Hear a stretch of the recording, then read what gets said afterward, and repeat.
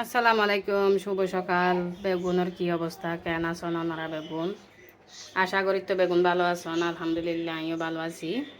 তা যে রান্না বান্না শেষ করি আপনারা শেয়ার করি কি রান্না বান্না করি চলন চাই লই।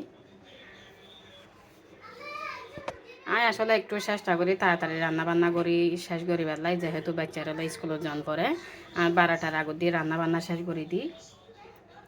তো চলন রান্না শেষ কি রান্না বান্না করি চাই লই। এই যে মিক্স সবজি রান্না করি। শীতকালীন সবজি বলি হতা মজা তো অবশ্যই হব, দেখি ন তো বহুত লবণীয় লাগে। মিক্স সবজির মধ্যে এটা মানে 2-4 সবজি আছে।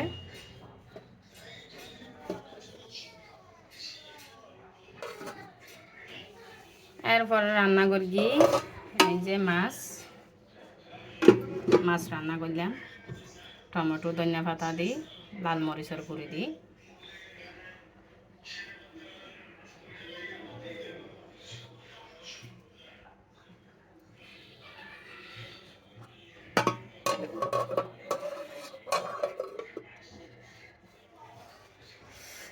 এরপরে রান্না আছে কাঁচামরিচ বাটার মাছ রান্না।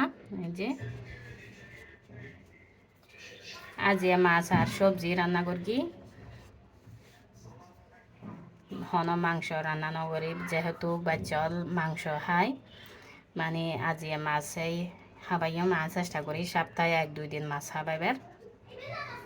এই যে সামুদ্রিক মাছ রান্না করি বাচ্চারা একটু খাবাইবার চেষ্টা করলাম আর কি।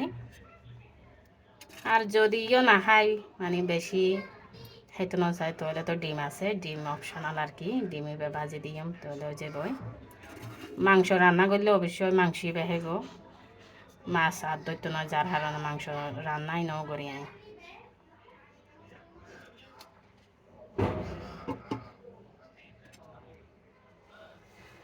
মাছ 2 পতর রান্না করি, জিবা ইচ্ছেই বেহাইব।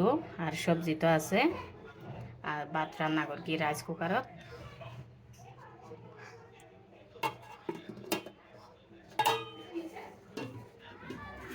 আর শাকও রান্না করি। এই যে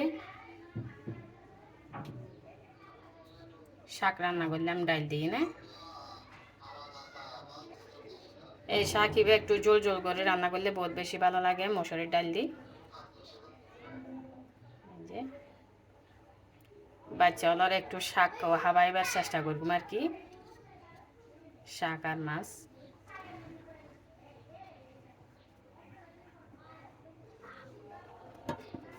তার রান্না বান্না নতুন বই চাইতে লাগবেন অবশ্যই কমেন্টস করবেন। আর রান্না বান্না আজ এতটুকু। আপনারা বেগুন ভালো থাকুন, সুস্থ থাকুন। আসসালামু আলাইকুম।